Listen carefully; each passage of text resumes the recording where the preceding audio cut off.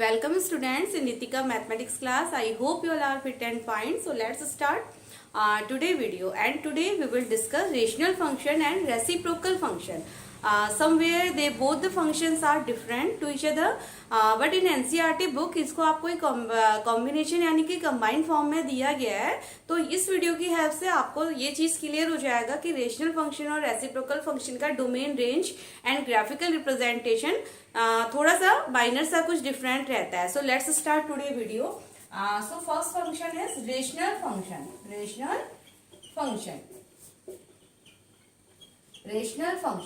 Rational function अब इसका representation होता है आपका F X equals to G X upon H X, यानी कि एक फ्रैक्शन फॉर्म का होता है जहां पर कंडीशन क्या रहती है, हमारा डिनोमिनेटर नेवर, ये जीरो कभी भी नहीं हो सकता, यानी कि H X does not equals to zero. So this is the condition. अब इस कंडीशन की हेल्प से हम समझते हैं कि एक एग्जांपल लेते हैं और ऐसे रेशनल नंबर को थोड़ा सा समझते हैं. लेट फंक्शन है यहाँ पर, let function is x square upon x plus 3. Let this is the function and one more condition is g x and h x यहाँ पर एक पॉलिनोमियल की फॉर्म में होता है. G and h x is polynomials, ये हमारे polynomials होते हैं. तो हमने एक एग्जांपल लिया x square upon x plus 3. अब यहाँ पर अगर x की वैल्यू 0 रखी जाती है, यानी कि इनपुट 0 है, तो y आपका क्या हो जाएगा 0 upon 0 plus 3, that is 0 upon 3 और 0.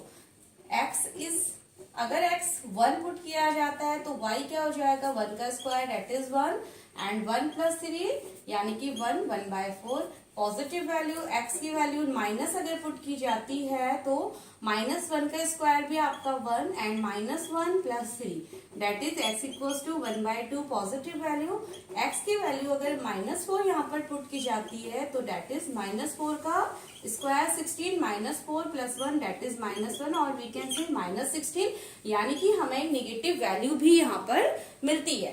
तो वी कैन से कि यहाँ पर डोमेन क्या हो जाएगा, रेशनल फंक्शन की कंडीशन में 0 हमने क्या क्या पुट किया, देखिए हमने positive number, negative number and 0 put किया है, यानी कि हमने रियल वैल्यू फंक्शन यहाँ पर पुट किए हैं. तो डेट इज डोमेन क्या हो जाएगा -∞ टू +∞ और एनी रियल नंबर.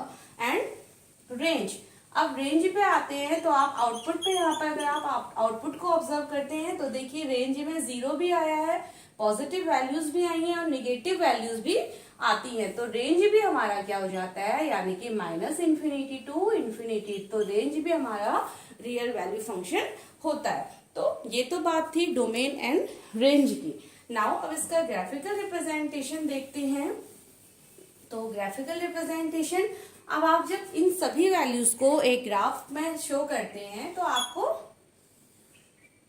कुछ इस तरीके का आपको एक रेशनल फंक्शन के लिए ग्राफ मिलता है. अब आप ये सभी वैल्यूज जो भी हमने इनपुट लिए एंड जो भी हमने आउटपुट लिए, उन सभी वैल्यूज का आप एक ग्राफ अगर प्लॉट करते हैं तो आपका कुछ इस तरीके का ग्राफ, यानी कि y is equals to G X upon H X, ये हमारा ग्राफ होता है. H X can never be 0.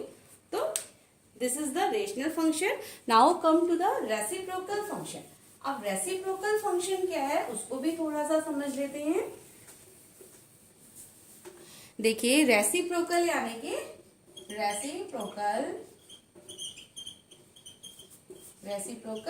Function. अब रेसिप्रोकल फंक्शन अगर हमने एफ एक्स फंक्शन लिया है तो रेसिप्रोकल यानी कि 1 अपॉन एक्स, और कंडीशन क्या है x does not be equals to 0, यानी कि कंडीशन वही अप्लाई होती है कि यहाँ पर x इक्वल नहीं हो सकता 0 के. अगर किसी भी फ्रैक्शन नंबर का डिनोमिनेटर 0 होता है तो फॉर्म आपकी नॉट डिफाइंड रहती है. तो इस कंडीशन से हमने डिनोमिनेटर को डज नॉट इक्वल्स टू 0 यहाँ पर रखा जाता है.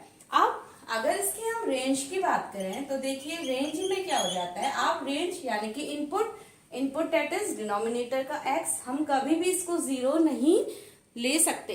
तो रेंज क्या हो जाएगा, आप किसी भी रेशनल नंबर एक्सेप्ट 0, आप यानी कि 0 के अलावा यहाँ किसी भी रेशनल नंबर को एज एन रेंज आप यहाँ पर रख सकते हैं, यानी कि कोई भी रियल वैल्यूड फंक्शन आ सकता है जीरो के अलावा, तो जीरो को हमने एक्सेप्शनल कर दिया है। Now sorry this is the domain, ये तो हमारा डोमेन है, हम अभी इनपुट की बात कर रहे हैं, तो ये हमारा डोमेन। अब नाउ रेंज, अब रेंज क्या हो जाएगा इस फंक्शन का, अगर हम रेंज को लेते हैं तो रेंज में भी आपका यानी कि आउटपुट भी आपको जीरो नहीं मिल सकता, तो इस कंडीशन में हमारा रेंज भी क्या होता है, सेम होती है। तो this is the domain and range of reciprocal function. अब आते हैं इसके ग्राफ के ऊपर। अगर आप इन वैल्यूज के लिए आप कुछ x की इनपुट वैल्यूज देते हैं और y की आउटपुट वैल्यूज के लिए अगर आप ग्राफ को देते हैं, तो आपको कुछ हाइपरबोलिक फॉर्म का, यानी कि हमारा कुछ इस तरीके का आपको यहाँ पर ग्राफ मिलता है, जो एक हाइपरबोलिक फंक्शन का ग्राफ होता है। तो आप तो this is the reciprocal function. तो आई होप कि आपको रेसिप्रोकल एंड रेशनल फंक्शन के बीच का माइनर डिफरेंस पता चला होगा। So with this video now this topic has done, so please note it down and okay, thank you.